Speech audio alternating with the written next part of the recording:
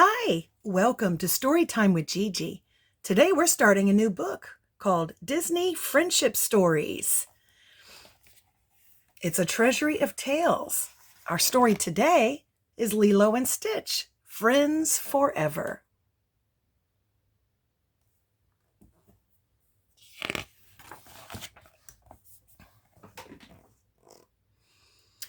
On a distant planet, a blue creature named Experiment 626 stood before the Grand Council. His creator, Jumba Jakaba, was with him. Because 626 destroyed everything he touched, Jumba had been accused of creating a monster. The Grand Councilwoman turned to 626. "Show us there is something inside you that is good," she said. "Miga na la quista," replied 626. "So naughty," the Grand Councilwoman gasped. "It has no place among us. Take it away." Experiment 626 was put on a spaceship that would drop him off on a distant planet. But before he reached his new home, he escaped to a police cruiser. He headed straight for Earth and the tiny island of Kauai. The Grand Councilwoman sent Jamba and an Earth expert named Pleakley to retrieve 626. Meanwhile, on the island of Kauai, a little girl named Lilo ran as quickly as she could. She was late for her hula class. When she arrived, Lilo scurried into line, leaving a trail of salt water behind. The other dancers slipped on the wet floor and toppled over. "Stop!" yelled her teacher. "Lilo, why are you all wet?" She explained how she had dived into the water to feed a fish a peanut butter sandwich. "You're crazy," said Myrtle, one of the dancers. Lilo pounced on her. "Lilo!" yelled her teacher, pulling her away. "I'm sorry," said Lilo. "I'll be good."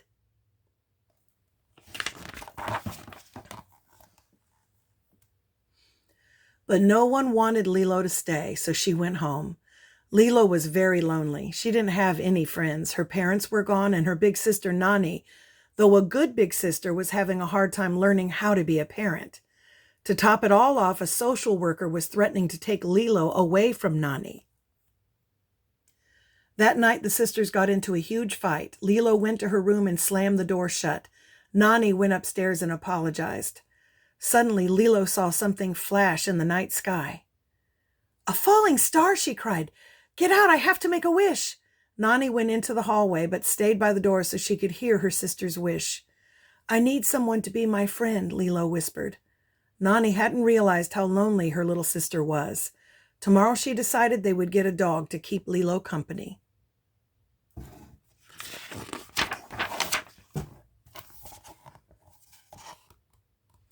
The flash Lilo had seen was Experiment 626's ship crashing on the island. A trucker found him and took him to an animal shelter. All the other animals were scared of 626, but he didn't care. He scrunched two of his forearms in toward his torso so he would look more like a dog. That way he'd be adopted and have a place to hide from the aliens who were chasing him. Lilo and Nani soon arrived at the shelter. "Hi," Lilo said when she saw 626. "Hi," the creature replied, and then gave her a hug. She walked back to the front room and told Nani she'd found the dog she wanted. "He's good," she said. "I can tell. His name is Stitch." They took Stitch home, even though Nani thought he looked strange. Nani was glad Lilo finally had a friend. When she left for work, Lilo and Stitch went for a ride. They rode all around the island, even stopping for ice cream along the way. Stitch was wild, but he and Lilo had fun. Later at the restaurant where Nani worked, Stitch spotted Jumba and Pleakley, who were dressed as tourists. When the aliens tried to capture Stitch, he almost bit Bleakley's head off. Nani's manager was furious and fired her. It was just the kind of thing Lilo and Nani didn't need.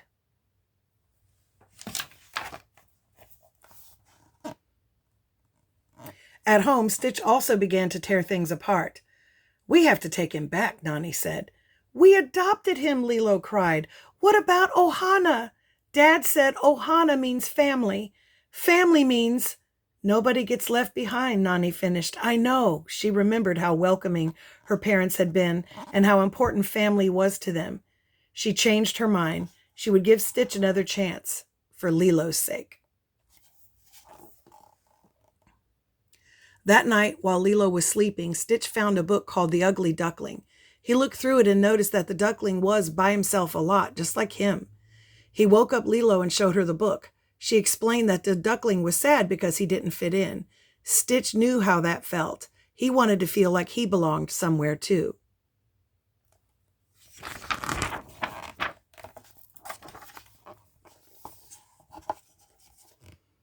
Lilo decided to show Stitch how to be good so that he would fit in. First, she tried to teach him hula dancing. He did pretty well until his twirls got a little out of control. Then they tried the ukulele. At first, Stitch was rather good, but all of a sudden he began to play the instrument like a heavy metal guitar and smash. All the windows around him shattered. Finally, Lilo took him to the beach where, here, she decided, he could show everyone that he had learned and what he had learned and how good he could be. Stitch grabbed his ukulele and waddled to the shoreline in front of all the tourists. He began twanging away. The tourists loved the music and swarmed around him, taking pictures, but the flashes were too bright for Stitch. He grabbed a camera and smashed it to bits. A man soaked him with a squirt gun. The blasts of water made Stitch angrier. He grabbed the tourist and hurled him through the air. Everyone ran away as fast as they could. They were frightened. Lilo was upset. Stitch hadn't learned to be good.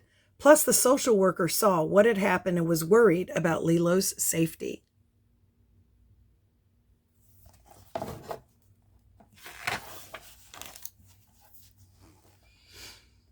That night, Lilo decided to talk to Stitch. "Our family's little now," she told him, "but if you want, you could be part of it." But Stitch knew he had made life harder for Lilo and Nani. He turned toward the window.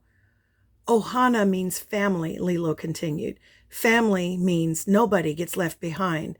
But if you want to leave, you can." Stitch climbed out the window and headed into the night.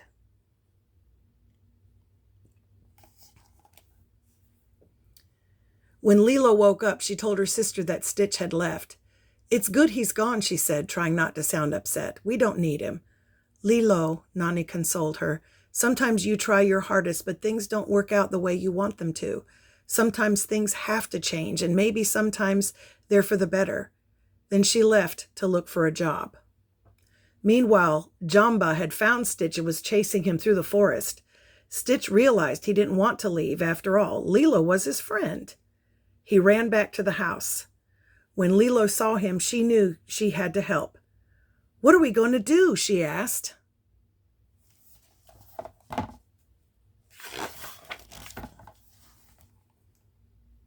Together they fought Jamba, but it was a losing battle. In the process, the aliens destroyed Lilo and Nani's house. Lilo ran into the forest, devastated. Stitch followed her. "You ruined everything," she told him. Just then, Captain Gantu, another alien sent to capture 626, trapped them and put them in a containment pod on his ship. Stitch escaped, but the ship took off with Lilo inside. Stitch knew he had to save Lilo. She was the only friend he had in the entire galaxy. He found Nani, and then he convinced Jamba and Bleakley to help him rescue Lilo. They fired up the police cruiser and raced after her. When they got close to Gantu's ship, Stitch jumped out of the cruiser. He landed on the windshield and crawled toward Lilo, but Gantu managed to shake him off. Lilo saw her friend. "Don't leave me, okay?" she cried. "Okay," he replied.